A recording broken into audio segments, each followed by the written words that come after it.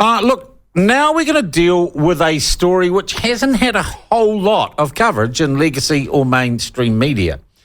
But nonetheless, when I was made aware of it and talked to a few people about it, I thought this is kind of important. I think we all as New Zealanders believe in fairness, particularly from our justice system.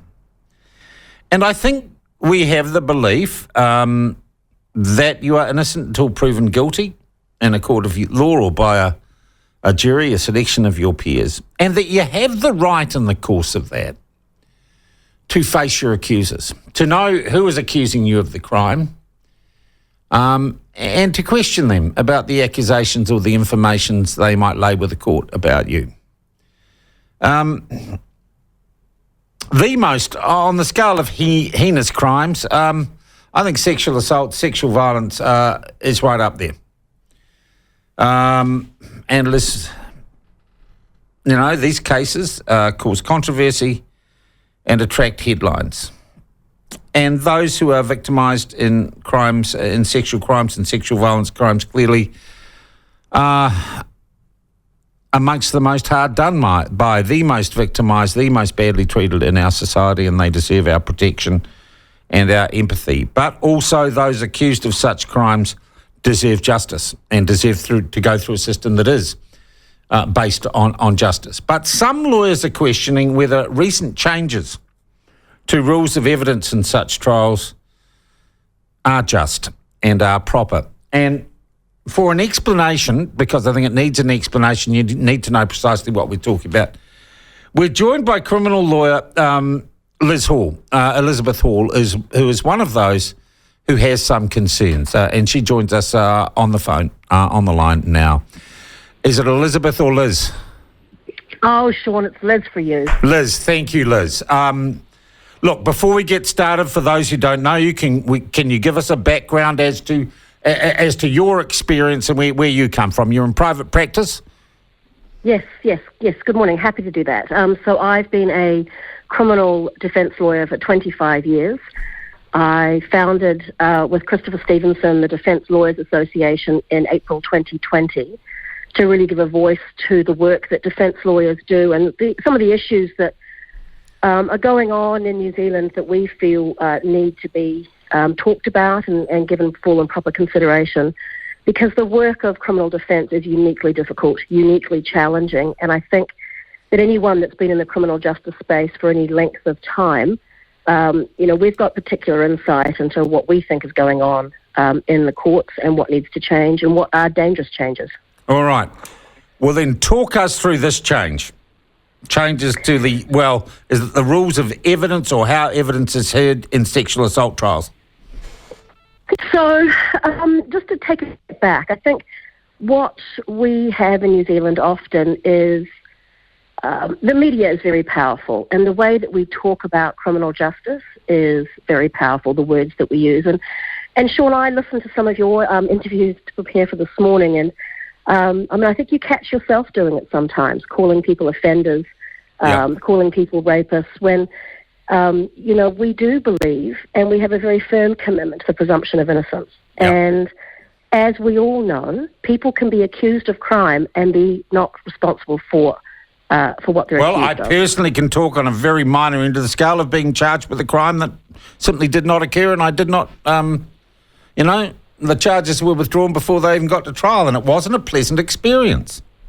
Exactly. Now, you imagine, you talk about, in the intro, about sexual violence being some of the most heinous crime, and when they have been committed, absolutely. Mm. But can you also, just from your own experience of that minor flourish with the court, can you think about if you were accused of rape, if you were accused of pinning a woman down and without her consent sexually violating her when you know that did not happen. Mm. How heinous would that be? Yeah. And it wouldn't be withdrawn like your case was, right before you even got to case review stage. You would be waiting for trial for 2 years. Yeah, and you would be living with that stigma, with the stigma of the accusation.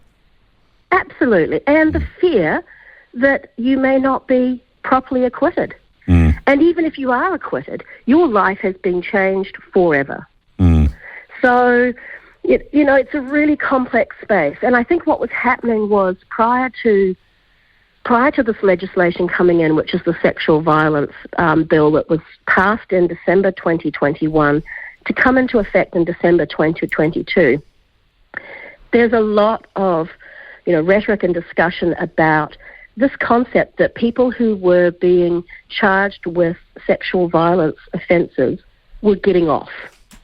The media was full of reports of complainants saying that they weren't being believed, that they were having a god-awful time in the jury trial space, that they weren't being protected by judges, and that juries were finding their rapists not guilty, and it was all unfair. The actual statistics, though, on the attrition and progression reports published by the Ministry of Justice showed that of people who were being prosecuted, 36% were convicted, 4% were found proven but no conviction entered because they were in the youth court jurisdiction or discharged without conviction. 9% of people were being found not guilty, 26% charges dismissed, withdrawn, or discharged, and 20% were still going. So there was this misconception about what the conviction rate was, which led to this panic of, well, how do we increase people to come forward? How do we increase convictions, essentially? And the changes are these.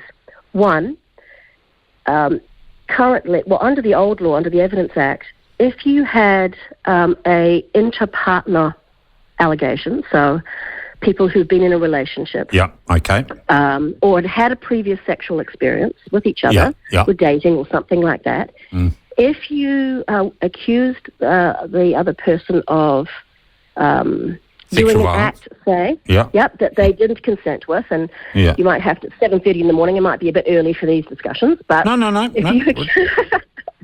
you accuse someone of a certain act, the defendant could come along and say, well, hang on, I thought that was okay. We have done that previously. We've done that before, right? Okay, all right. In certain circumstances, right? And so I thought that contributed to my belief in consent because I thought that was something that was okay. Yep. So now for the defendant to be able to call that evidence and say that and put that to the witness, it's a higher threshold. You need to show to the judge that asking those questions, if you weren't allowed to do it, it would be basically a miscarriage of justice. And the problem with that, Sean, is that to make that application to ask those questions, the defence have to show their hand. You have to argue it in front of a judge, which means the prosecutor and the complainant are going to hear everything that you're planning on saying. Right, okay.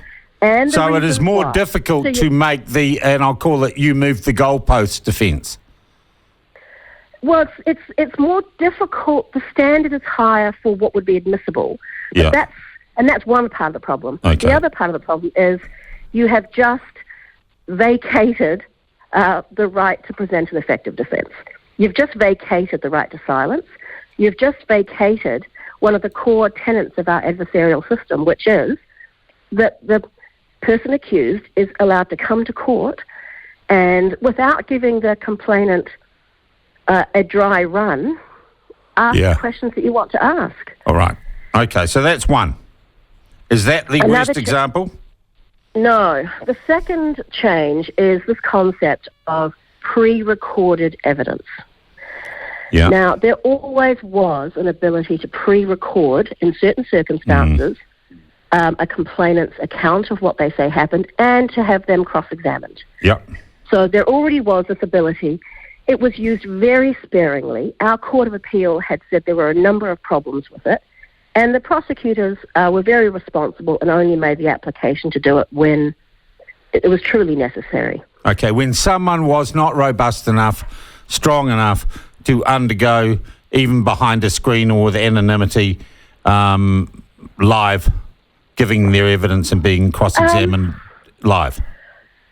No, I'm not sure. I'm not sure it was in those circumstances. It was more nuanced than that. Okay. But the concept of pre-recording, you're still being asked questions. You're still giving your account of what you say happened from your perspective. So it doesn't change the core.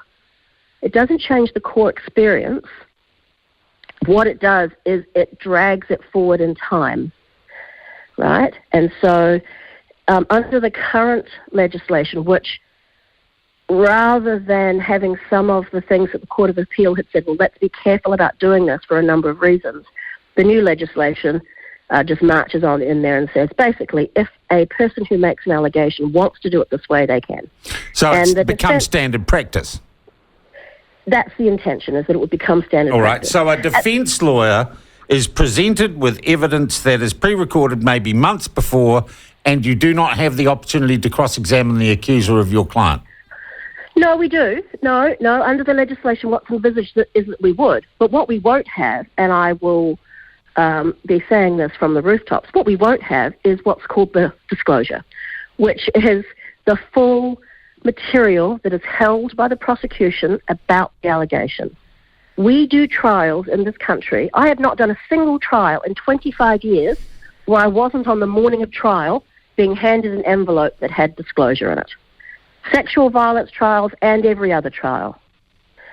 So the problem with pre-recording the evidence in the cross-examination, well, there's a number of problems, but the main one is that the defence will not have everything relevant to the complaint.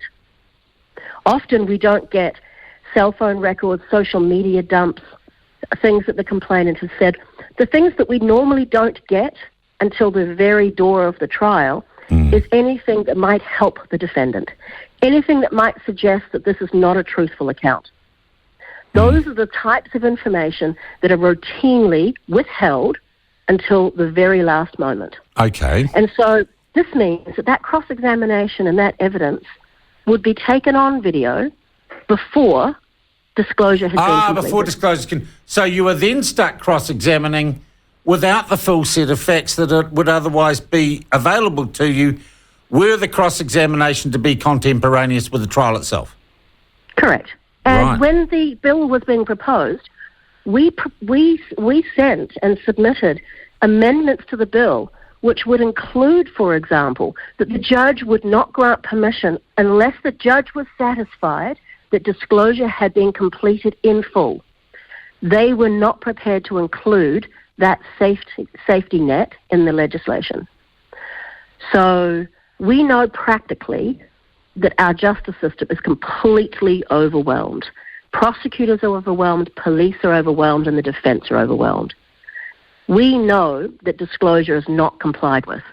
We know that there is a culture problem with understanding what is disclosure for the defendant, because some prosecutors, unfortunately, still tie to the belief that disclosure is only things that help them prove the case, not things that might help disprove the case. Liz, you're not going to be, in this politically correct world, incredibly popular for raising this issue, and I understand there are a number of you concerned about it. What is the outcome? What might be, worst case scenario, the outcome of this practice being, and it sounds like it is going to be the rule of thumb rather than the exception?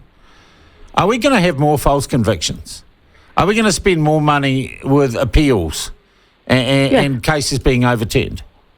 Yes, absolutely. Undoubtedly. And, you know, I know some of your listeners will maybe be caught in that trap of, well, everybody is guilty. If they're in prison, they've obviously done that or something else, and so they deserve to be there. Yeah. Look, that is just wrong, okay? It is just wrong. And overseas experience tells us that at a very bare minimum, based on DNA exonerations, where people just physically did not and could not have committed the crime, right? It's at least 3% of people incarcerated. That may not sound like a lot, but that's the base minimum based on DNA exonerations. In the space of sexual violence, it's most often a he said, she said, right? Yep. There is not going to be CCTV cameras that come to the aid. There's not going to be some forensic way of making a determination. And so what we're concerned about, and it's the Law Society, the Auckland District Law Society, the Pacific Lawyers Association, Te Matakahi, the organisation that I co-founded, the Defence Lawyers Association, what we're concerned about is the process becoming unfair and therefore inaccurate, which means that people who are innocent being convicted wrongly. And as you say, one, that is a travesty, a heinous travesty in itself.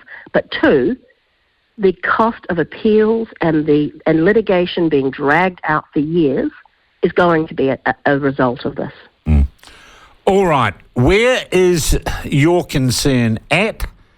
Is there any political will to change this? Or is there resistance to changing this? Have you approached political parties as we are in election season and lots of things are for sale?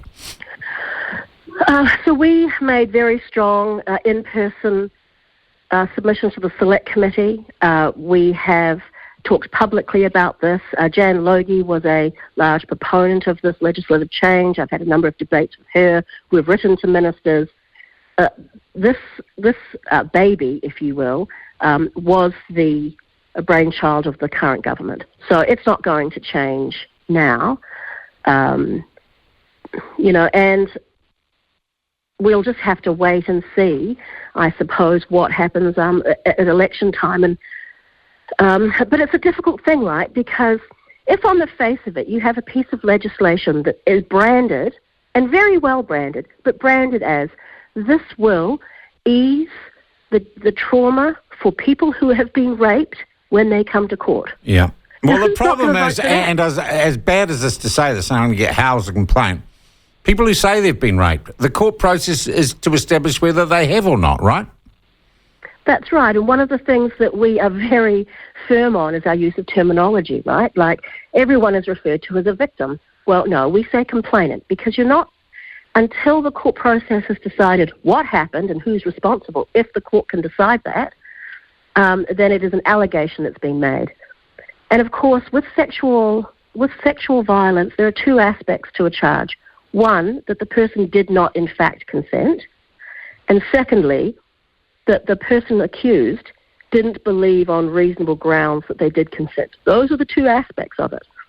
And, we have to remember that people can have an interaction, two people, particularly when alcohol's on board, which is the majority of cases, two people can have the same interaction and come away with a completely different experience.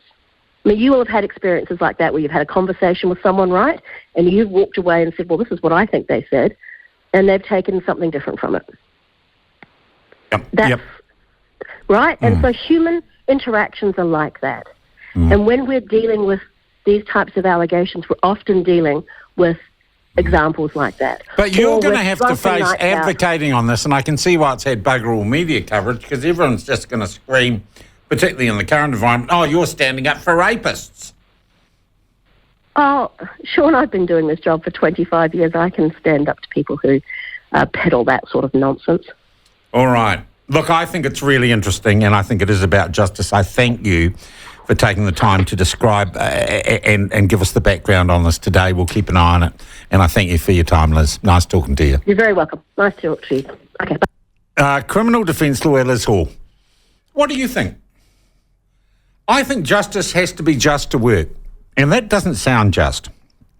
If you have to show your hand as a defendant, you don't get a chance to cross-examine someone who is accusing your client of sexual violence while you are in possession of all the facts. That can only disadvantage your client.